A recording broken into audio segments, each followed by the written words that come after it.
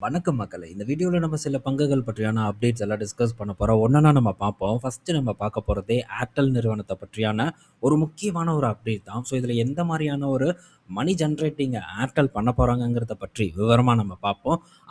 இந்த திட்டம் பார்த்தீங்கன்னா, கண்டிப்பா யூசர்ஸ பெரிய அளவுக்கு அதிருப்திக்குள்ளாக்கியிருக்கு அப்படின்னு சொன்னா அதில மாற்று கருத்தே கிடையாது. அப்படி என்னப்பா ஏர்டெல் பண்ணியிருக்காங்க அப்படின்ட்டு நம்ம இப்ப பார்ப்போம். ஸோ, ஏர்டெல் பார்த்தீங்கன்னா ஹாட்ஸ்பாட்ல ஒரு புதிய ஒரு ரூல வந்து கொண்டு வந்திருக்காங்க. என்னன்னா, ஸோ இப்ப நம்ம வந்து 5G பிளான் போட்டிருப்போம். அன்லிமிட்டட் பிளான் போட்டிருப்போம். ஸோ பல ஏரியாஸ்ல மோஸ்ட்டா பார்த்தீங்கன்னா, சிட்டீஸ்ல பார்க்கும்போது தொடர்ந்து பார்த்தீங்கன்னா, இந்த அன்லிமிட்டட் 5Gய யூஸ் பண்றதுக்கான ஒரு ஆப்பர்ச்சுனிட்டி அனைவருக்கும் வந்து கிடைக்கும். மேபி வந்து டவர் இல்லாத இடத்துல ஸோ சிக்னல் மாறி மாறி வந்து வரும். அதில நம்ம 5G அன்லிமிட்டட் யூஸ் பண்றது கொஞ்சம் தடைப்படலாம். இப்போ அன்லிமிட்டட் யூஸ் பண்ணக்கூடிய 5G யூசர்ஸ் மோஸ்ட்டா என்ன பண்ணுவாங்க, அவங்க வீட்ல இருக்கக்கூடிய கனெக்டட் டிவைஸ பார்த்தீங்கன்னா, ஹாட்ஸ்பாட் மூலியமா கனெக்ட் பண்ணுவாங்க. டிவி, லேப்டாப் அதுக்கப்புறம் இன்னும் வேற ஏதாவது விஷயங்கள் இருந்தாலும் கனெக்ட் பண்ணுவாங்க. அது போக ஒரு செட் ஆஃப் நண்பர்கள் இருப்பாங்க. ஸோ, அதில சில பேர் பார்த்தீங்கன்னா, பேசிக் பிளான தான் வந்து போட்டிருப்பாங்க. ஸோ, 5G பிளான் கொஞ்சம் காஸ்ட்லியா இருக்கும். அத பெரும்பாலும் வந்து அவங்க போட்டிருக்க மாட்டாங்க. அவங்க என்ன பண்ணுவாங்க, நண்பர்கள் கிட்ட எனக்கு வந்து ஹாட்ஸ்பாட் வந்து ஆன் பண்றா. நான் கொஞ்ச நேரம் யூஸ் பண்ணிக்கிறேன். நான் ஏதாச்சும் டவுன்லோட் பண்ணிக்கிறேன். என்ட்ட வந்து 2 ஜிபி தான் டேட்டா இருக்கு. அப்படின்ட்டுலாம் வந்து கேட்டு, ஸோ இந்த மாரி வந்து ஹாட்ஸ்பாட் மூலியமா இன்டர்நெட்ட வந்து பயன்படுத்துவாங்க. ஸோ ஒருத்தரோட இன்டர்நெட்ட இன்னொருத்தர் பார்த்தீங்கன்னா பயன்படுத்துவாங்க. ஸோ இதனால நிறுவனம் என்ன கணக்கு போட்டிருக்காங்கன்னா, ஸோ இந்த மாரி பண்றத தடை பண்ணணும் அப்படின்ட்டு ஒரு விஷயத்த இப்போ கொண்டு வந்திருக்காங்க. அதாவது அன்லிமிட்டட் பிளான்ல நம்ம ஹாட்ஸ்பாட் மூலியமா இன்டர்நெட்ட ஷேர் பண்ண முடியாது அப்படிங்கிற ஒரு திட்டத்த ஏர்டெல் பார்த்தீங்கன்னா, இப்போ கொண்டு வந்திருக்காங்க. ஸோ நானும் இது செக் பண்ணேன் உண்மையா பொய்யான்ட்டு. ஆனா கிடைச்ச பல சோர்ஸ்லேருந்து நம்ம பார்க்கும்போது இது ஆல்மோஸ்ட் வந்து உண்மையான ஒரு விஷயமா தான் வந்து இருக்கு. ஸோ அதுக்காக ஹாட்ஸ்பாட் நம்ம ஷேரே பண்ண முடியாதான்னு கேட்டா, டெஃபினட்டா ஷேர் பண்ணலாம். எப்படி நம்ம ஷேர் பண்ண முடியும்னா, ஸோ நமக்கு ஒரு நாளைக்கு 2 ஜிபி, 3 ஜிபி அப்படிங்கிற ஒரு லிமிட் வந்து குடுப்பாங்க. அது போக 5G அன்லிமிட்டட்ன்னு வந்து சொல்லுவாங்க. ஸோ அது எப்படி யூஸ் ஆகும்னா, இப்ப நம்ம அன்லிமிட்டட் யூஸ் பண்ணுவோம். சம்டைம்ஸ் வந்து ஆட்டோமேட்டிக்கா அது 4Gக்கு வந்து மாறிரும். அப்படி 4Gக்கு ஸ்விட்ச் ஆகும்போது, ஸோ நம்மளுடைய அந்த டேட்டா பார்த்தீங்கன்னா காலி ஆகும். ஸோ இதுதான் பெரும்பாலும் வந்து நடக்கிற விஷயம்னு நான் நினைக்கிறேன். ஸோ இப்ப இந்த 2 ஜிபி இல்ல 3 ஜிபி டேட்டாவ மட்டும் தான் ஹாட்ஸ்பாட் மூலியமா நம்ம நண்பர்களுக்கோ, இல்ல நம்ம வீட்ல இருக்கக்கூடிய கனெக்டட் டிவைஸ்க்கோ, இல்ல நம்ம வீட்ல இருக்கக்கூடிய ஃபேமிலி மெம்பர்ஸ்க்கோ வந்து நம்மளால ஷேர் பண்ண முடியும். ஸோ அன்லிமிட்டட் டேட்டாவ நம்மளால ஷேர் பண்ண முடியாது. ஸோ இப்படி பண்ணும்போது என்ன ஆகும்? ஒரு பயனர் என்ன பண்ணுவாங்க? ஸோ இனிமேல் வந்து அந்த மாரியான விஷயங்கள பண்ண மாட்டாங்க. ஸோ நண்பர்களுக்கு "ஓடிரு உனக்கெல்லாம் ஹாட்ஸ்பாட் கிடையாது" அப்படின்ட்டு சொல்லுவாங்க. அப்ப அந்த நண்பர் என்ன பண்ணுவாரு? தனியா வந்து 5G பிளான சரி நம்மளும் போட்டு தொலைவோம். வேற என்ன பண்றது? ஒண்ணும் பண்ண முடியாதுன்ட்டு போடுவதற்கான வாய்ப்பு இருக்கு. இதனால ஏர்டெல் நிறுவனத்துக்கு வருமானம் வந்து கூடுவதற்கான வாய்ப்பு இருக்கு. ஏஆர்பியும் பார்த்தீங்கன்னா, இன்கிரீஸ் ஆவதற்கான சான்சஸ் இருக்கு. எப்படின்னா, ஸோ ஒரு 190க்கு போடக்கூடிய ஒரு நபர் பார்த்தீங்கன்னா, ஒரு 300 ப்ளஸுக்கு ரீசார்ஜ் பண்ணும்போது அவங்களுடைய ஏஆர்பியும் ஆட்டோமேட்டிக்கா வந்து கூடும். ஸோ இதனால நிறுவனத்துக்கு பார்த்தீங்கன்னா, பெருமளவுக்கான லாபம் ஏற்படும் அப்படிங்கிறது தான் இதில இருக்கக்கூடிய சாராம்சமா வந்து இருக்கு. ஸோ இது இனி எப்ப இருந்து அமலுக்கு வரப்போகுது, இல்ல அமலுக்கு வந்துருச்சான்னு தெரியல. என்கிட்ட ஏர்டெல் இல்ல. ஸோ நான் வந்து ஜியோ யூஸ் பண்றேன். ஸோ ஜியோலயும் பார்த்தீங்கன்னா, ஒரு மினிமம் பேக் தான் வந்து போட்டிருக்கேன். நான் எங்க வீட்ல வைஃபை இருக்கு. ஸோ வைஃபை தான் பார்த்தீங்கன்னா, பெரிய அளவுக்கு வந்து யூஸ் பண்றேன். ஸோ அதனால இந்த ஒரு திட்டம் என்ன பெரிய அளவுக்கு பாதிக்காது. ஸோ கண்டிப்பா மொபைல மட்டும் நம்பி இருக்கக்கூடிய மொபைல் டேட்டாவ மட்டும் நம்பி இருக்கக்கூடிய பலரும் வந்து இருப்பாங்க. ஸோ அவங்களுக்கு ஒரு பேரிடியா இருக்கு. இது இப்ப சோசியல் மீடியால பெரிய அளவுக்கு பேசும் பொருளா வந்து மாறியிருக்கு. ஸோ பலரும் பார்த்தீங்கன்னா, ஸ்க்ரீன்ஷாட்ட ஷேர் பண்ணி, ஸோ பெரிய அளவுக்கு வந்து ஏர்டெலுக்கு எதிரா பேசிட்டு வந்துட்டு இருக்காங்க. ஆனா என்ன பண்றது? ஸோ ஏர்டெல் பிரீமியமான ஒரு சர்வீஸ வந்து குடுக்குறேன் அப்படிங்கிற ஒரு பேர் தான் இருந்துட்டு இருக்கு. ஸோ எனக்கு தெரிஞ்ச ஏர்டெல் அண்ட் ஜியோக்கு பெரிய ஒரு டிஃபரெண்ட்லாம் இல்ல. அப்படி ஒண்ணும் பிரீமியமா இல்ல. காச தவிர வேற எதுலயும் வந்து பெரிய ஒரு சூப்பரான ஒரு சலுகைய ஏர்டெல் குடுக்குறாங்க அப்படிங்கிறத சொன்னா நான் கண்டிப்பா ஒத்துக்கவே மாட்டேன். ஸோ காசு மட்டும் பார்க்கும்போது ஜியோ கூட கம்பேர் பண்ணா ஏர்டெல் கொஞ்சம் வந்து பிரீமியமா இருக்கும். ஸோ இது ஒண்ணுல தான் இவங்க பிரீமியம் வந்து மெயின்டெயின் பண்றாங்க. மற்றபடி வேற எதுலயும் இல்ல. ஸோ இப்போ இந்த டேட்டா என்ன மாரியான ஒரு பேக் ஃபயர உண்டாக்கும் அப்படிங்கிறத நம்ம பொறுத்திருந்து வந்து பார்க்கணும். ஸோ இத கண்டிப்பா அமல்படுத்த போறாங்களா? இல்ல இத திரும்ப பேக் அடிப்பாங்களாங்கிறதெல்லாம் நம்ம வெயிட் பண்ணி பார்க்கணும். இந்த திட்டத்தினால சப்ஸ்கிரைபர் லாஸ் எந்த அளவுக்கு ஆகுது அப்படிங்கிறதையும் நம்ம உன்னிப்பா வந்து கவனிக்கணும். ஸோ இது ஜியோவுக்கு ஒரு வகையில கெயினா இருக்கும். ஸோ இதே விஷயத்த இப்ப ஏர்டெல் வந்து பண்ணியிருக்காங்க. இதே விஷயத்த ஜியோ மட்டும் பண்ணியிருந்தாங்கன்னா, என்ன மாரியான ஒரு பேக்லாஷ் ஆயிருக்கும் அப்படிங்கிறத நீங்க நெனச்சு பாருங்க. அனைத்து யூடியூப் சேனலும் போட்டு கிழி கிழின்னு கிழிப்பாங்க. அம்பானி இப்படி பண்ணிட்டான், அம்பானி அப்படி பண்ணிட்டான் அப்படின்ட்டு பெரிய அளவுக்கு பேசுவாங்க. ஸோ இதை இன்னும் வேற எங்கெங்கேயோ வந்து லிங்க் பண்ணி ஸோ இப்படி பண்ணிட்டாங்க அப்படி பண்ணிட்டாங்கன்ட்டு போட்டு ஆத்துன்னு ஆத்துவாங்க. ஆனால் பண்ணது ஏர்டெல். ஸோ அதனால இதை பெரிதுபடுத்தாமல் விட்டுருக்காங்க அப்படிங்கிறது தான் இதன் நோக்கம். ஸோ உங்களுக்கே தெரியும், இதே ரிலையன்ஸ் ஜியோ பண்ணியிருந்தாங்கன்னா யார் யாரெல்லாம் வந்து பேசுவாங்க அப்படின்ட்டு. ஏர்டெலுக்கு பேசுவாங்களா அப்படிங்கிறத வெயிட் பண்ணி வந்து பாருங்க, எத்தனை பேர் வந்து பேச போறாங்க. அண்ட் எப்படியெல்லாம் வந்து ஆஷா எப்படி ரிலையன்ஸ் ஜியோவுக்கு கமெண்ட் பண்றாங்களோ அதே மாதிரியான கமெண்ட் ஏர்டெலுக்கு இருக்காங்கிறதையும் உன்னிப்பாக கவனிக்க வேண்டிய ஒரு முக்கியமான விஷயமா இந்த இடத்துல பார்க்கணுங்கிறது தான் என்னோட வேண்டுகோள். ஏன்னா முதலீட்டை பொறுத்த வரைக்கும் ஸோ இந்த மாதிரி ப்ரொபகண்டாவை நம்பி பலரும் பார்த்தீங்கன்னா இன்வெஸ்ட்மெண்ட் ஆப்பர்ச்சுனிட்டிஸை தவற விட்டுருக்காங்க, தவற விட்டுட்டும் இருக்காங்க அப்படிங்கிறது தான் இதன் பொருள். ஸோ இதற்காக தான் நம்ம இதெல்லாம் கூர்ந்து கவனிக்கணும். ஸோ இதெல்லாம் நம்ம எதுக்கு போய் பார்த்துட்டு அப்படின்னு வந்து தோணலாம். ஆனால் ஒவ்வொரு விஷயங்களுக்குமே பார்த்தீங்கன்னா ஒரு எதிர்வினை உண்டு. ஸோ அதற்கான எதிர்வினையை நம்ம புரிஞ்சு நம்ம ஒரு விஷயத்தை பார்க்கும்போது கண்டிப்பாக நமக்கு அதில் ஒரு பலன் கிடைக்கும். உண்மைத்தன்மை என்ன அப்படிங்கிறது புரியும் அப்படிங்கிறத நான் தெரியப்படுத்திக்கிறேன். ஸோ இது ஏர்டெலுக்கு மேபி ஒரு ப்ளஸ்ஸாக வந்து அமையலாம். ஸோ நிறுவனத்தோட செயல்பாடு அப்படின்னு நம்ம பார்க்கும்போது இது வரவேற்கக்கூடிய விஷயம். இன்வெஸ்டர் மத்தியில் வரவேற்கக்கூடிய விஷயம். ஏன்னா ரெவன்யூ கூடும், ப்ராஃபிட் கூடும், மார்ஜின் கூடும். இது நிறுவனத்தோட வளர்ச்சியை இன்னும் வந்து உயர்த்தும் அப்படின்ட்டு இன்வெஸ்டரோட பார்வை இருக்கலாம். ஆனால் சப்ஸ்கிரைபர் பேஸில் பார்க்கும்போது இது கண்டிப்பாக ஒரு பேரிடியை இறக்கியிருக்கு அப்படின்னே நம்ம சொல்லலாம். ஸோ என்னெல்லாம் பண்ணுறாங்கங்கிறத நம்ம பார்க்கணும். ஸோ ஒவ்வொரு விஷயத்தையும் முன்னாடி இனிஷியேட் பண்ணக்கூடிய ஒரு இடத்துல ஏர்டெல் நிறுவனம் இருக்குது. ஸோ இவங்க பண்ணதுக்கப்புறம் தான் ஜியோ பார்த்தீங்கன்னா அதை ஃபாலோ பண்ணுறாங்க. ஏன்னா அங்கே பெருசாக எந்த விதமான ஒரு பின்விளைவும் ஏற்படலை அப்படின்னா ஸோ அவன் மட்டும் என்ன மாக்கானா சேவை பண்ணுறதுக்கு, எல்லாருமே வந்து பிஸ்னஸ் பண்ணுறதுக்கு தான் வராங்க. ஸோ அவனும் டெஃபினட்டாக பார்த்தீங்கன்னா இதே மாதிரியான திட்டத்தை அமல்படுத்துவான் அப்படிங்கிறதுல மாற்று கருத்தே இல்லை. ஸோ அவங்களுடைய ஏஆர்பியும் வந்து கூடும் அப்படிங்கிறத இந்த இடத்துல நம்ம கண்டிப்பாக புரிஞ்சுக்கணும். ஸோ இதை பற்றி நீங்கள் என்ன நினைக்கிறீங்கிறத தாராளமாக கமெண்ட் பண்ணலாம். கம்பெனி அடிப்படையில் பார்க்கும்போது ஏர்டெலோட இந்த நகர்வு ஒரு புதிய ஒரு சூப்பரான ஒரு நகர்வு அப்படின்னு தான் நான் வந்து டெஃபினட்டாக சொல்லுவேன். அடுத்தது ஸோ ஸ்பேஸ் எக்ஸில் பார்த்தீங்கன்னா ஷார்ட் செல்லர் கிட்டத்தட்ட $5 பில்லியன் பேப்பர் ப்ராஃபிட்டை வந்து பார்த்துருக்கிறதா ஒரு தகவல் வந்து கிடச்சிருக்கு. ஸோ ஸ்பேஸ் எக்ஸில் இப்போ நடந்துட்டு இருக்கக்கூடிய செல் ஆஃபை நீங்கள் பார்த்துட்டு இருப்பீங்க. போட்டு அடித்து வீசிட்டு இருக்காங்க. இந்த ஸ்பேஸ் எக்ஸ் ஐபிஓ வரும்போதே இதை பற்றி நம்ம ரிடல் ஆப்ஷன் குளோபலில் எக்ஸ்பிளைன் பண்ணோம். 2-3 வீடியோஸில் டிஸ்கஸ் பண்ணோம். ஸோ இது ரொம்ப அட்ராக்டிவாக இருந்தது அந்த டைமில் ரீட்டைல் இன்வெஸ்டர் மத்தியில். பட் இந்த மாதிரியான கதைகளை கேட்டு நம்ம முதலீடு பண்ணணும்னா ஸோ இத்தனை ராக்கெட் விடுறான் அத்தனை ராக்கெட் விடுறான்ட்டு கதை கேட்கும்போது ரொம்ப வந்து சூப்பராக இருக்கும். ஆனால் அந்த கதையை பேஸ் பண்ணி நம்ம முதலீட்டு பண்ணணும்னா கண்டிப்பாக வெற்றி கிடைக்காது அப்படிங்கிறதுக்கான ஒரு சிறந்த எடுத்துக்காட்டு இது. ஸோ ரிஸ்க் அதிகமாக இருக்குது. மேபி ஏறலாம், மார்க்கெட்டில் சில இது நடக்கலாம், மேனிப்புலேஷன் நடக்கலாம், ஏறலாம். ஆனால் ரொம்ப ஆபத்து அப்படிங்கிறத நம்ம புரிஞ்சுக்கணும். ஸோ நம்ம கஷ்டப்பட்டு சம்பாரித்த பணத்தை இந்த மாதிரியான இடத்துல போய் ரிஸ்க் எடுக்கிறதுல எந்த ஒரு அர்த்தமும் இல்லை. சில குவாலிட்டி பங்குகள் இருக்கும். ஸோ அது சில ஸ்ட்ரகிளை ஃபேஸ் பண்ணிகிட்டு இருக்கும். அந்த மாதிரியான பிஸ்னஸை தான் நம்ம ஐடென்டிஃபை பண்ணணுமே தவிர கதையை பேஸ் பண்ணி வரக்கூடிய பிஸ்னஸை நம்ம ஐடென்டிஃபை பண்ணணும்னா அது சிறந்த முதலீட்டாக இருக்காதுங்கிறது என்னுடைய பார்வை. அடுத்தது ஸ்பேஸ் எக்ஸுக்கு ஈக்குவலாக ஸோ ஸ்பேஸ் எக்ஸுக்கு போட்டி அளிக்கும் விதத்தில் இந்தியாவில் ஒரு நிறுவனம் இப்போ உருவாக்கியிருக்கு. ஸோ மோஸ்ட்டாக இதை எல்லா யூடியூப் சேனல்லையும் பார்த்துருப்பீங்க அப்படின்னு நான் நினைக்கிறேன். ஸோ விக்ரம் ஒன் பார்த்தீங்கன்னா சக்ஸஸ்ஃபுல்லாக லான்ச் பண்ணியிருக்கு. ஸ்கை ரூட் அப்படிங்கிற ஒரு நிறுவனம் ஆந்திராவில் வந்து இதை பண்ணியிருக்காங்க.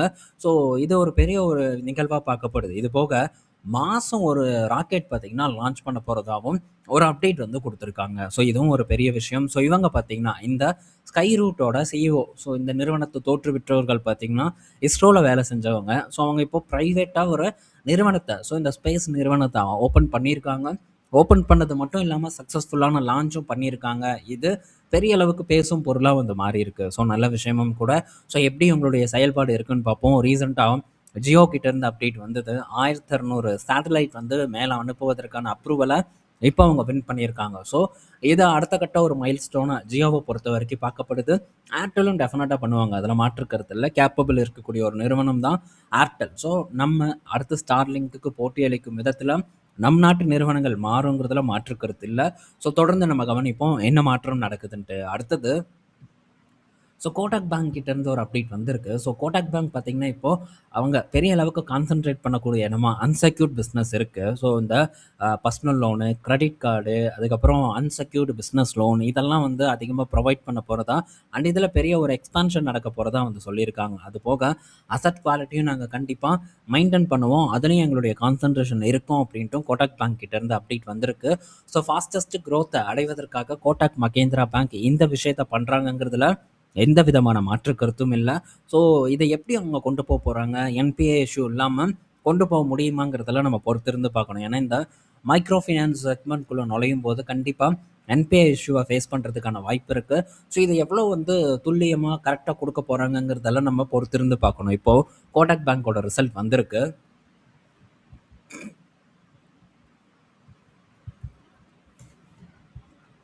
ஸோ கோடக் பேங்கை பொறுத்த வரைக்கும் இந்த காலாண்டு ஒரு நார்மலான ஒரு பர்ஃபார்மன்ஸ், ஒரு ஃப்ளாட்டான பர்ஃபார்மன்ஸை தான் இந்த காலாண்டு டெலிவர் பண்ணியிருக்காங்க. ஸோ சுமார் அப்படின்னு சொல்ல முடியாது, புவர் அப்படின்ட்டு நம்ம சொல்ல முடியாது. ஸோ ஓரளவு டீசெண்டான ஒரு வளர்ச்சியை பார்த்திங்கன்னா இந்த காலாண்டு கோடக் மகேந்திரா பேங்க் வெளிப்படுத்தியிருக்காங்க அப்படின்னு தான் வந்து நம்ம சொல்லணும். ஆனால் ஸோ பர்ஃபார்மன்ஸ் எப்படி இருக்கும் அப்படிங்கிறத நம்ம பொறுத்திருந்து தான் வந்து பார்க்கணும். ஸோ இப்போது திரும்ப அக்ரெசிவான ஒரு பிளானில் கோட்டக் மகேந்திரா பேங்க் பார்த்தீங்கன்னா கால் வச்சுருக்காங்க. ஸோ இது எந்த அளவுக்கு அவங்களுக்கு பேபேக் பண்ணுது அப்படிங்கிறத நம்ம உற்று கவனிக்கணும். ஸோ இப்போது அகெயின் பார்த்தீங்கன்னா இந்த எம்எஃப்ஐ பிஸ்னஸ் பார்த்தீங்கன்னா தலை தூக்க ஆரம்பிச்சிருக்கு. ஸோ இந்த எம்எஃப்ஐ பிஸ்னஸ் ஒரு சைக்கிள் முடிஞ்சு அடுத்த சைக்கிளுக்கு போகுது. ஸோ இதில் பல எம்எஃப்ஐயை சேர்ந்த நிறுவனங்களும் என்பிஎஃப்சி நிறுவனங்கள் பலதும் பார்த்தீங்கன்னா கொஞ்சம் அப்ட்ரெண்டை சந்திப்பதற்கான வாய்ப்பு ரொம்ப அதிகமாக இருக்குதுன்னு நான் நினைக்கிறேன். உதாரணத்துக்கு ஸ்பந்தனா நம்ம எடுத்துக்கலாம். ஸோ ஆல்மோஸ்ட் பார்த்திங்கன்னா இதில் இருக்கக்கூடிய பிரச்சனைகள் ஆல்மோஸ்ட் வந்து சால்வ் ஆயிடுச்சு அப்படின்னே நம்ம வந்து சொல்லலாம். ஸோ இப்போதைக்கு பார்க்கும்போதும் அசெட் குவாலிட்டி கொஞ்சம் மோசமாக தான் இருக்குது. ஸோ அசெட் குவாலிட்டியை வரக்கூடிய காலாண்டில் எப்படி வந்து அவங்க இம்ப்ரூவ் பண்ணியிருக்காங்கங்கிறத நம்ம உட்காந்து கூர்ந்து கவனிக்கணும். அண்ட் அது போக கடன் வளங்கள் இதெல்லாமே பார்த்தீங்கன்னா குறைஞ்சிருந்தது. ரீசன் ஸோ அசெட் குவாலிட்டி ஒஸ்டானனால இப்போ திரும்ப பார்த்தீங்கன்னா கடன் வளங்கள் அதிகமாயிருக்கும் அப்படின்னு தான் நான் நினைக்கிறேன். ஸோ அது எந்த அளவுக்கு அதிகமாயிருக்கு அப்படிங்கிறதையும் நம்ம கண்டிப்பாக வந்து கவனிக்க வேண்டிய ஒரு விஷயமா இருக்குது. ஸோ ஆல்மோஸ்ட் இந்த நிறுவனம் பெரும் சரிவை கொடுத்த ஒரு நிறுவனம் இப்போ பார்த்தீங்கன்னா ஒரு ரெக்கவரை நோக்கி நகர்ந்து போகுது. ஸோ எவ்வளோ பெரிய ஒரு கன்சாலிடேஷன் அப்படிங்கிறத பாருங்கள். ஸோ நல்ல ஒரு பீக்கில் இருந்தது 1200 இருந்து 200க்கு வந்து இப்போ அரௌண்ட் 300 ருபீஸ் கிட்ட வந்து ட்ரேட் ஆகிட்டு இருக்கு இந்த ஸ்பந்தனா ஸ்பூர்த்தி. ஸோ இந்த ஸ்பந்தனாவில் பெரிய அளவுக்கு ரீட்டைல் இன்வெஸ்டரோட இன்ட்ரெஸ்ட் இருக்குது அப்படிங்கிறதுல மாற்று கருத்து இல்லை. தொடர்ந்து பார்த்திங்கன்னா இந்த நிறுவனத்தை பற்றி கேட்டுக்கிட்டே தான் இருக்காங்க நண்பர்கள். பட் இந்த இடத்துல ரிஸ்க் எடுக்கிறது ஸோ கம்ப்ளீட்டாக ரிஸ்க் அப்படிங்கிறத நீங்கள் வந்து புரிஞ்சுக்கணும். ஸோ இதில் ரிஸ்கே இல்லை அப்படின்னு நம்ம சொல்ல முடியாது. அதிகப்படியான ரிஸ்க் இருக்குது. ஏன்னா கம்ப்ளீட்டாக வந்து அன்செக்யூர்ட் லோனை மட்டும்தான் இப்போவும் இவங்க ஃபோக்கஸ் பண்ணுறாங்க. ஸோ நாங்கள் கொஞ்சம் செக்யூர் லோனுக்கு மூவ் ஆகுறோம் அப்படின்ட்டுலாம் எந்த விதமான ஒரு கிளாரிஃபிகேஷனும் வந்து கொடுக்கல. ஸோ இப்போவும் இவங்களுடைய நோக்கம் அதிகப்படியான வளர்ச்சி, அன்செக்யூர்ட் லோனை பேஸ் பண்ணி தான் நாங்கள் போகிறோம் அப்படிங்கிறத தான் உறுதியாக வந்து இவங்க டார்கெட் பண்ணியிருக்காங்க. ஸோ இது திரும்ப ஒரு சைக்கிளில் பாதிக்கப்படலாம் அப்படிங்கிறது என்னோட எதிர்பார்ப்பு. ஆனால் இப்போ இருக்கக்கூடிய ரேஞ்சிலேருந்து மேபி ஒரு ரெக்கவர் ஏற்பட்டாலும் ஏற்படலாம் அப்படின்னு நான் நினைக்கிறேன். ஸோ என்னை பொறுத்த வரைக்கும் என்னால் வந்து கண்டிப்பாக ரிட்டர்ன் ஜென்ரேட் பண்ண முடியும் வேறு ஒரு சோர்ஸில். அதனால் இந்த மாதிரி ரொம்ப ஹை ரிஸ்க் இருக்கக்கூடிய இடத்துல நான் டெஃபினட்டாக வந்து பார்ட்டிசிபேட் பண்ண மாட்டேன். எனக்கு ரொம்ப சேஃப்டி முக்கியம். ஸோ அப்படிப்பட்ட நிறுவனங்களை நோக்கி போகிறது தான் இப்போதைக்கு என்னுடைய ஒரு குறிக்கோளாக வந்து இருக்கே தவிர ஸோ ஹை ரிஸ்க் எடுக்கிறதுல எனக்கு கொஞ்சம் கூட உடன்பாடு இல்லை. ஏன்னா அத்தனை ஆப்பர்ச்சுனிட்டிஸ் இருக்குது. ஸோ அந்த ஆப்பர்ச்சுனிட்டிஸில் ரிட்டர்ன் கம்மியாக இருந்தாலும் எனக்கு பரவாயில்ல. ஸோ ஒரு டீசெண்டான ரிட்டர்ன் கிடைச்சா போதும் அப்படின்ட்டு தான் நான் லார்ஜ் கேப் பக்கம் வந்து போகிறேன். ஸோ இந்த மாதிரி ரொம்ப ஹை ரிஸ்க் இருக்கக்கூடிய இடத்துல நான் டெஃபினட்டாக பார்ட்டிசிபேட் பண்ண மாட்டேன். அண்டு மாறா ஸோ ஹை ரிஸ்க் அப்படின்னு பார்க்கும்போது நான் நம்ம மார்க்கெட்டில் பெருசாக இப்போ எடுக்கலை. ஏன்னா அதற்கான ஆப்பர்ச்சுனிட்டி நம்ம மார்க்கெட்டில் இப்போ இல்லாமல் இருக்குது. ஆனால் குளோபல் மார்க்கெட்டில் அதற்கான ஆப்பர்ச்சுனிட்டி ரொம்ப அதிகமாக இருக்குது. ஸோ என்னோட ஹை ரிஸ்க் கான்சன்ட்ரேஷன் பார்த்திங்கன்னா குளோபல் மார்க்கெட்டை சார்ந்து தான் இருக்குது அப்படிங்கிறத நான் தெரியப்படுத்திக்கிறேன். ஸோ சேஃப் ப்ளே அப்படின்னு பார்க்கும்போது Indian market and high risk அப்படின்னு பார்க்கும்போது குளோபல் மார்க்கெட்டில் நான் எடுக்கிறேன். ஸோ இது என்னுடைய ஒரு பிளான். ஸோ இந்த பிளான் கண்டிப்பாக பலருக்கும் எல்லாம் யூஸ் ஆகாது. ஸோ அவங்கவுங்க ஹை ரிஸ்க்கை எப்படி மேனேஜ் பண்ணணும் அப்படிங்கிறத தெரிஞ்சு நீங்கள் மேனேஜ் பண்ணிங்கன்னா பெரிய ஒரு இடையூறு ஏற்படாது அப்படிங்கிறது என்னோட ஒரு கருத்து. ஸோ பார்த்து சரியாக வந்து ஹை ரிஸ்க் எடுக்கிறதுக்கு நீங்கள் ட்ரை பண்ணணும் அப்படிங்கிறது தான் இதன் நோக்கமாக வந்து இருக்குது. ஸோ புரிஞ்சிருக்கும் நான் நினைக்கிறேன் ஸ்பந்தனா ஸ்பூர்த்தியை பற்றி பேசினது. ஓகே. அண்ட் எம்எஃப்ஐ இண்டஸ்ட்ரியை பற்றியும் நம்ம டிஸ்கஸ் பண்ணியிருக்கோம். ஸோ புரிதல் இருக்கும் அப்படிங்கிற எதிர்பார்ப்பு எனக்கு இருக்குது. திரும்ப நம்ம டைம் கிடைக்கும்போது டிஸ்கஸ் பண்ணலாம் இதை பற்றி எல்லாம். புரிதல் இல்லைன்னா ஓகே. அடுத்தது பார்த்தீங்கன்னா பஞ்சாப் நேஷ்னல் பேங்க் என்ன சொல்கிறாங்க, கிட்டத்தட்ட 1,37,000 கோடி வரைக்கான லோன் பைப்லைன்ஸ் வந்து இருக்குது அப்படின்ட்டு பிஎன்பி வந்து எக்ஸ்பெக்ட் பண்ணுறாங்க. ஸோ குறிப்பாக பார்த்தீங்கன்னா கார்ப்பரேட் செக்மெண்ட்டில் தான் இதை மென்ஷன் பண்ணுறாங்க. ஸோ டேட்டா சென்டர் அண்டு ரெனியூவபிள்ஸ் இந்த மாதிரி இண்டஸ்ட்ரீஸோட வளர்ச்சி வந்து பெருசாக இருக்க போகுது. இதுக்கு பெரிய அளவுக்கான கடன் கொடுப்பதற்கான வாய்ப்பு வந்து ஏற்படும். ஸோ அதில் நாங்கள் டெஃபினட்டாக வந்து பார்ட்டிசிபேட் பண்ணுவோம், எங்களோட கிரெடிட் க்ரோத் பெட்டராக இருக்கும் அப்படின்ட்டு பஞ்சாப் நேஷ்னல் பேங்க் பார்த்திங்கன்னா தெரியப்படுத்தியிருக்காங்க. ஸோ நல்ல விஷயம்தான். ஸோ இது நடப்பதற்கு கண்டிப்பா டைம் எடுக்கும். ஸோ ஸ்லோவா தான் வந்து நடக்கும் அப்படின்னு நான் எக்ஸ்பெக்ட் பண்றேன். பட் எப்படி வந்து இவங்க கடன் குடுப்பாங்கன்னு நம்ம பார்க்கணும். அண்ட் இவங்களுடைய அசெட் குவாலிட்டி மேனேஜபிளா தான் இருக்கு. அதுல எந்த ஒரு ரிஸ்க் இல்ல அப்படின்ட்டும் இவங்க பார்த்தீங்கன்னா கிளாரிஃபை பண்ணியிருக்காங்க. ஸோ இது பஞ்சாப் நேஷனல் பேங்க்க பொறுத்தவரைக்கும் ஒரு முக்கிய ஒரு அப்டேட்டு. ஸோ அடுத்த குரோத் ஸ்டோரி எப்படி இருக்கும் அப்படிங்கிறத பஞ்சாப் நேஷனல் பேங்க் இந்த இடத்துல நமக்கு தெரியப்படுத்தியிருக்காங்க. ஸோ பிஎஸ்யூ பேங்க்ஸை பற்றி நம்ம டிஸ்கஸ் பண்ணிகிட்டே தான் இருக்கோம். ஸோ நெக்ஸ்ட் ஒரு சான்ஸ் ஏற்படுமா அப்படின்ட்டு நானும் வெயிட் பண்ணிட்டு இருக்கேன். ஸோ பார்ப்போம் நமக்கு அந்த வாய்ப்பு ஏற்படுதான்ட்டு. அடுத்தது ஸோ எஸ் பேங்க் கிட்ட இருந்து அப்டேட். ஸோ எஸ் பேங்க் பார்த்தீங்கன்னா சில அக்யூசேஷன் பண்ண போகிறதா, குறிப்பாக இந்த மைக்ரோ ஃபினான்ஸ் கம்பெனிஸ் அக்யூர் பண்ண போகிறதா ஒரு தகவல் வந்து கொடுத்துருக்காங்க. இது எஸ் பேங்க் கிட்ட இருந்து வந்த அப்டேட். ஸோ எஸ் பேங்கோட ரிசல்ட் வந்தது ஒரு ஃப்ளாட்டான பெர்ஃபார்மன்ஸ், அசெட் குவாலிட்டியில் எந்த மாற்றமும் இல்லை. குவார்டர்லி ப்ராஃபிட் பார்க்கும்போது குவார்டர் அண்ட் குவார்ட்டரில் எந்த சேஞ்சஸும் இல்லை. ஸோ ஒரு ஃப்ளாட்டான பெர்ஃபார்மன்ஸை எஸ் பேங்க் டெலிவர் பண்ணியிருக்காங்க. ஸோ இந்த எஸ் பேங்க் அடுத்த கட்ட வளர்ச்சியை வந்து உறுதி செய்வதற்கு எம்எஃப்ஐயை வந்து ஒரு பெரிய ஒரு ஒரு ஒரு இதாக வந்து எடுத்திருக்காங்க, ஒரு அஸ்திரமாக கையில் எடுத்திருக்காங்க. ஸோ இதில் ரிஸ்க்கும் இருக்குது. ஆல்ரெடி எஸ் பேங்க் ஒரு ரிஸ்க்கை ஃபேஸ் பண்ண ஒரு நிறுவனம். கொஞ்சம் சேஃபாக ப்ளே பண்ணி ஸ்லோவர் க்ரோத் காமிச்சா தப்பில்லைங்கிறது என்னோட கருத்து. ஆனால் ஸோ திரும்ப வேகமான ஒரு வளர்ச்சியை காட்டுவதற்காக அன்செக்யூர்டு லோன் பக்கம் மூவ் ஆகுறாங்க அப்படிங்கிறத நம்ம இந்த இடத்துல டெஃபினட்டாக வந்து புரிஞ்சுக்கணும். ஸோ எப்படி வந்து அவங்க ப்ளே பண்ண போகிறாங்கங்கிறதெல்லாம் நம்ம வெயிட் பண்ணி தான் வந்து பார்க்கணும். ஸோ இந்த மாதிரி அக்யூசேஷன் இருக்க போகுது அப்படிங்கிறதையும் நம்ம பொறுத்திருந்து தான் பார்க்கணும். அடுத்தது ஸோ HDFC லைஃப் இன்சூரன்ஸ் பற்றியான ஒரு அப்டேட்டு. ஸோ நண்பர்கள் பார்த்தீங்கன்னா லைஃப் இன்சூரன்ஸ் கம்பெனி, இந்த இன்சூரன்ஸ் கம்பெனிஸை பற்றி நீங்கள் கொஞ்சம் பேசலாமே அப்படின்னு வந்து கேட்டிருந்தாங்க. ஸோ நீங்கள் ஏதாச்சும் இன்சூரன்ஸ் கம்பெனியை ஃபோக்கஸ் பண்ணியிருக்கீங்களான்னு கேட்டாங்க. நான் எந்த இன்சூரன்ஸ் கம்பெனியும் இப்போ வரைக்கும் வந்து ஃபோக்கஸ் பண்ணலை. பட் ஃபோக்கஸ் பண்ணலாமா அப்படிங்கிற ஒரு எண்ணம் என்கிட்ட இருக்குது. ஸோ அதை பற்றி செக் பண்ணிட்டும் வந்து இருக்கேன். ஸோ மேபி ஒரு ஆப்பர்ச்சுனிட்டி எனக்கு தெரியுது, ஸோ ஒரு ஏற்பட்டது அப்படின்னா கண்டிப்பாக அதை பற்றி உங்கள் கூட நான் ஷேர் பண்ணுறேன். ஸோ இந்த லைஃப் இன்சூரன்ஸ் கம்பெனியை பற்றி சீக்கிரம் டிஸ்கஸ் பண்ணுறதுக்கும் நான் ட்ரை பண்ணுறேன் மெம்பர்ஷிப்பில். ஸோ இப்போ இந்த HDFC லைஃப்பில் என்ன ஒரு பஞ்சாயத்து வந்திருக்குன்னு பார்த்தா, ஸோ ஒரு 50 லட்ச ரூபா இன்சூரன்ஸ் கிளைமை பார்த்தீங்கன்னா டினே பண்ணியிருக்காங்க. ஸோ யாருக்கு பண்ணியிருக்காங்கங்கிறது முக்கியம், ஒரு டாக்டருக்கே பண்ணியிருக்காங்க. ஸோ இந்த அனஸ்தீசியா கொடுக்கக்கூடிய ஒரு டாக்டர், ஸோ அதில் நிபுணத்துவம் பெற்ற ஒரு டாக்டர். ஸோ அந்த டாக்டர் பார்த்தீங்கன்னா ஹாஸ்பிட்டலில் டியூட்டியில் இருக்கும்போது ரெஸ்ட் ரூமில் இறந்துட்டதா, மாரடைப்பு வந்து இறந்துட்டதா ஒரு தகவல் வந்தது. ஸோ அதுக்கு கிளைம் பண்ணியிருக்காங்க. அந்த கிளைமை பார்த்தீங்கன்னா HDFC லைஃப் வந்து ரிஜெக்ட் பண்ணியிருக்காங்க. என்ன ரீசன் சொல்லியிருக்காங்கன்னா, ஸோ இவங்க ஆல்ரெடி பார்த்தீங்கன்னா இந்த கிளைம் போட்ட டாக்டர் பார்த்தீங்கன்னா கிட்டத்தட்ட ஆல்ரெடி 2 பாலிசி வந்து போட்டிருக்காங்க. கோட்டாக்லேயும் ஆக்சிஸ்லேயும் வந்து போட்டிருக்காங்க 1 கோடி மதிப்பிலான பாலிசிஸ். இதை வந்து எங்ககிட்ட தெரியப்படுத்தாமல் 3ஆவதாக எங்ககிட்ட பாலிசி எடுத்திருக்காங்க. ஸோ இதை வந்து எங்ககிட்ட தெரியப்படுத்தியிருந்தா நாங்கள் இந்த பாலிசியை அவங்களுக்கு இஷ்யூ பண்ணியிருக்க மாட்டோம் அப்படின்ட்டு HDFC கோர்ட்டில் அவங்களுடைய வாதத்தை வச்சுருக்காங்க. ஆனால் ஸோ கோர்ட்டு பார்த்தீங்கன்னா பதிலடி கொடுத்துருக்கு. ஸோ உங்களுடைய ஃபார்மில் வந்து அதை பற்றி எதுவுமே வந்து கேட்கல. ஸோ அந்த ஃபார்மில் அதை பற்றியான டீட்டெயில் இல்லை. சாதாரண மொழியில் பார்த்தீங்கன்னா அந்த ஃபார்மில் அந்த டீட்டெயில் இல்லை. ஸோ நீங்கள் சுற்றி வளைச்சி விஷயங்களை கேட்குறீங்க. இது கண்டிப்பாக முழுக்க முழுக்க உங்களுடைய தவறு அப்படின்ட்டு சொல்லி அந்த இதை ரிஜெக்ட் பண்ணி HDFC பார்த்தீங்கன்னா இப்போ அந்த கிளைம் அமௌண்ட்டை பே பண்ணணும், கூட 50,000 ரூபா பே பண்ணணும், அது போக ஒரு 10,000 ரூபாவும் பார்த்தீங்கன்னா உங்களுக்கு பே பண்ணணுங்கிற ஒரு உத்தரவை வெளியிட்டிருக்காங்க. ஸோ நான் செக் பண்ணி பார்த்தேன். செக் பண்ணி பார்த்ததுல ஸோ ஒரு ரூல்ஸ் என்ன இருக்குன்னா, ஆல்ரெடி வந்து நம்ம பாலிசி எடுத்திருந்தா மென்ஷன் பண்ணணும் அப்படிங்கிற ஒரு ரூல்ஸ் இருக்குது. பட் இவங்க இன்சூரன்ஸ் நம்மக்கிட்ட விற்கணும் அப்படின்னா பல்ல காட்டிட்டு விற்றுருவாங்க. ஸோ எந்த விதமான கேள்வியும் இருக்காது. அவ்வளோதான், உங்களுக்கு இப்படி ஆயிருங்க அப்படியே உங்களுக்கே தெரியும். நீங்கள் போய் போட்டிருந்தீங்க, இல்லைனா என்கொயரி பண்ணியிருந்தீங்கன்னா எல்லாமே பார்த்தீங்கன்னா ஆயிரும் சார், ஒன்றும் பிரச்சனை இல்லை சார், பார்த்துக்கலாம் சார், இப்படி தான் வந்து பேசுவாங்க பாலிசியை விற்கிறதுக்கு. ஏன்னா டார்கெட் இருக்கும்ல, விற்று தானே ஆகணும். ஸோ அதனால் பேசுவாங்க. ஸோ இந்த விஷயங்களை மேபி கேட்டிருக்கலாம், இல்லை கேட்காமலும் இருந்திருக்கலாம். பட் கேட்கணும், அதை நம்ம தெரியப்படுத்தணும் அப்படிங்கிறது ரூல்ஸாக வந்து இருக்குது. பட் இருந்தாலும் ஸோ இந்த நான் மேற்கூறிய காரணங்கள் சொல்லியிருந்தேன்ல, அதை காரணம் காட்டி ஸோ கோர்ட்டு பார்த்தீங்கன்னா ஆர்டர் கொடுத்துருக்காங்க. ஸோ இது முக்கியமான விஷயம். ஸோ இந்த மாதிரி லைஃப் இன்சூரன்ஸ், இந்த மாதிரி இன்சூரன்ஸ்லலாம் பெரிய அளவுக்கு நம்ம நாட்டில் டினைன் நடந்துட்டு தான் இருக்குது, ரிஜெக்ட் பண்ணிட்டு தான் இருக்காங்க.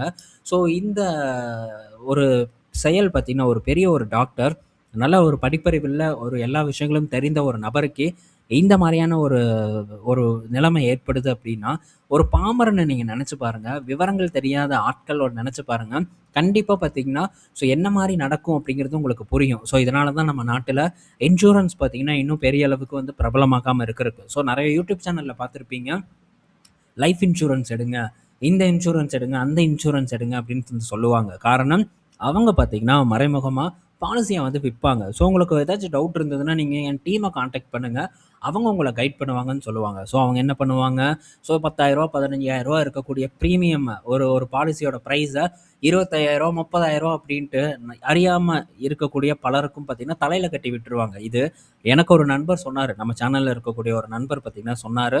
அவருக்கு இந்த மாரி வந்து தலையில கட்டுறதுக்கு பார்த்துருக்காங்க. தலைவர் பார்த்தீங்கன்னா, சேஃபா வந்து தப்பிச்சுட்டாரு அப்படின்னே வந்து என்கிட்ட மென்ஷன் பண்ணியிருந்தாரு. ஸோ யூடியூப் சேனல் பார்த்தீங்கன்னா, இந்த இன்சூரன்ஸ பத்தி பேசுவாங்க பலரும். அது எல்லாமே ப்ரமோஷன் அப்படிங்கிறத நீங்க கண்டிப்பா தெரிஞ்சுக்கணும். எல்லாம் பார்த்தீங்கன்னா, உங்க நல்லதுக்கு பேசுற மாரி இருக்கும். பட் அது இல்ல உண்ம. ஸோ உண்மை என்ன அப்படின்னா, இன்சூரன்ஸ் ப்ராடக்ட்ட உங்க தலையில கட்டணும் அப்படிங்கிறதுக்காக தான் இன்சூரன்ஸ தொடர்ந்து பார்த்தீங்கன்னா, அவங்க பேசிக்கிட்டே வந்து இருக்காங்க. அது அவங்களுடைய ஒரு பிசினஸ். நீங்க நெனச்சு பார்க்க முடியாத அளவுக்கான பிரீமியம் பார்த்தீங்கன்னா, இந்த இடத்துல நமக்கு கிடைக்கும். என்னோட ஒரு தம்பி பார்க்கும்போது இந்த இன்சூரன்ஸ் பிசினஸ்ல தான் இருக்காங்க. ஸோ என்ன மாரியான ஒரு கமிஷன் கிடைக்கும், எப்படி பிரீமியம் இருக்கும், ஸோ எல்லா விஷயங்களையுமே பார்த்தீங்கன்னா, எனக்கு எக்ஸ்ப்ளைன் பண்ணியிருக்காங்க. ஸோ இந்த அளவுக்கு கமிஷன் கிடைக்குமா அப்படின்ட்டு. ஸோ கம்பெனிக்கு கீழ டைரக்ட்டா வேலை செய்யக்கூடிய அவருக்கே இந்த அளவுக்கு பிரீமியம் கிடைக்குது அப்படின்னா, ஸோ இந்த மாரி பாலிசிய வித்துக் குடுக்கக்கூடிய நபர்களுக்கு எந்த அளவுக்கு கமிஷன் கிடைக்கும் அப்படிங்கிறத நீங்க நெனச்சு பாருங்க. ஸோ இவர் சொல்ட்டாரு, அவர் சொல்லிட்டாரு அப்படின்ட்டு இன்சூரன்ஸ கண்மூடித்தனமா நம்பி எடுத்துறாதீங்க. ஸோ இன்சூரன்ஸ வாங்குறதுக்கு சில வழிமுறைகள யூடியூப்ல வந்து சொல்லுவாங்க. ஆனா, அதிலயுமே முழுசா எல்லா விஷயங்களும் இருக்காது. ஸோ நீங்க கம்ப்ளீட்டா பிரிச்சு மேய்ஞ்சா தான் இத பற்றியான புரிதல் நமக்கு ஏற்படும். ஸோ இல்லைன்னா ஏதாச்சும் ஒரு அட்வைசர் இருப்பாங்க லோக்கல்ல. ஸோ அவங்கள ரீச் பண்ணி கம்ப்ளீட்டா ஏ டூ இசட் இது என்ன? அது என்ன? அப்படின்ட்டு கேள்விகள கேட்டு, கேட்டு, கேட்டு, கேட்டு அதுக்கப்புறம் பாலிசிய போடுறது தான் ரொம்பவே கரெக்ட்டா இருக்கும் அப்படிங்கிறது என்னோட கருத்து. ஸோ ஹெல்த் இன்சூரன்ஸ் நான் இதுக்கு முன்னாடி போடுறேன் அப்படின்னேன். பட் ஹெல்த் இன்சூரன்ஸ் பார்த்தீங்கன்னா, என்னால போட முடியல. ஸோ என்னோட மதருக்கு வந்து பாலிசி இதாகாது அப்படிங்கிற ஒரு சிச்சுவேஷன்ல இருக்கு. ஸோ ஆல்ரெடி வந்து ஒரு ஒரு மேஜர் சர்ஜரி பண்ண ஒரு காரணத்தினால, அத வந்து காட்ட முடியாது அப்படிங்கிற மாரி எனக்கு கம்பெனி சொன்னாங்க. காட்டாம நீங்க பாலிசி போடுங்க அப்படின்ட்டும் கம்பெனிஸ் வந்து என்கிட்ட அப்ரோச் பண்ணாங்க. ஸோ அத இது பண்ணிக்கலாம், மறைச்சுக்கலாம் அப்படின்ட்டு. பட் அது தவறு. ஸோ அப்படி நான் மறைச்சு அந்த பாலிசிய போடுறதுனால எந்த பயனும் இல்ல. ஏன்னா, ஸோ நான் கிளைம் அப்படின்ட்டு போம்போது, இது கண்டிப்பா வந்து கேள்வியா வரும். "ஏன் நீ இத மென்ஷன் பண்ணல?" அப்படின்ட்டு வந்து என்னைய கேட்பான். பாலிசிய வந்து டினை பண்ணுவான். கிளைம டினை பண்ணுவான். ஸோ இந்த வேலை நமக்கு தேவையா? தேவையே இல்ல அப்படின்ட்டு தான் அத நான் விட்டுட்டேன். ஸோ இருக்கிற காச வச்சு பண்ணிக்கலாம். அண்ட் இத பற்றி இன்னும் வந்து செக் பண்ணிட்டு அதுக்கப்புறமா ஸோ வேற ஏதாச்சும் டெஸ்ட் கிஸ்ட் எடுத்து காமிச்சு போடுற மாரி இருந்ததுன்னா, அப்படிதான் போடணும் அப்படின்னு நான் நெனைக்கிறேன். ஸோ அந்த மாரி ஏதாச்சும் நான் பண்ணுனேன்னா, கண்டிப்பா அந்த அப்டேட் உங்க கூட நான் ஷேர் பண்றேன் வரக்கூடிய வீடியோஸ்ல. ஓகே. ஸோ டீட்டெயில்டா பேசியிருப்போம்னு நான் நினைக்கிறேன். இந்த இன்சூரன்ஸ் கம்பெனிஸ் பற்றி எப்படி லாபம் பண்றாங்க, எப்படி ரிஜெக்ட் பண்றாங்க, ஏன் நம்ம நாட்டில இன்சூரன்ஸ் வந்து பெரிய பூம் ஆகல அப்படின்ட்டுலாம். ஸோ அதர் கண்ட்ரீஸ்ல யுஎஸ் போன்ற கண்ட்ரீஸ்லலாம் இந்த மாரி பெருசா நடக்காது. ஆனா நம்ம நாட்டில அசால்ட்டா நடக்குது. இதனால தான் இன்சூரன்ஸ் போடுறவங்க பயந்துக்கிறாங்க. ஸோ கரெக்ட்டா குடுத்தா எதுக்கு இன்சூரன்ஸ் போடுறவங்க பயந்துக்கிறாங்க? இது ஒரு நார்மலான ஒரு கேள்வி தானே! ஸோ இது எல்லார் மனசுலயும் இருக்கக்கூடிய ஒரு கேள்வியா நான் வந்து பார்க்குறேன். ஸோ இந்த வீடியோல பல இன்ஃபர்மேஷன் பார்த்திருப்போம். விரைவில் இந்த இன்சூரன்ஸ் கம்பெனிஸ பற்றி நம்ம டீட்டெயில்டா டிஸ்கஸ் பண்ணுவோம். ஏன்னா நல்லா கரெக்ட் ஆயிருக்கு. ஸோ இத பற்றி பேசுவதற்கான அண்ட் இத ரிசர்ச் பண்றதுக்கான டைம் இப்போ வந்திருக்கு அப்படின்னு நான் நினைக்கிறேன். ஸோ இதில இருக்கக்கூடிய ஆப்பர்ச்சுனிட்டீஸ நம்ம விரைவில் பேசுறதுக்கு முயற்சி பண்ணுவோம். இந்த வீடியோ பயனுள்ளதா இருக்கும்னு நான் நினைக்கிறேன். அடுத்த வீடியோல ஈவினிங் நம்ம மீட் பண்ணுவோம். பாய் மக்களே!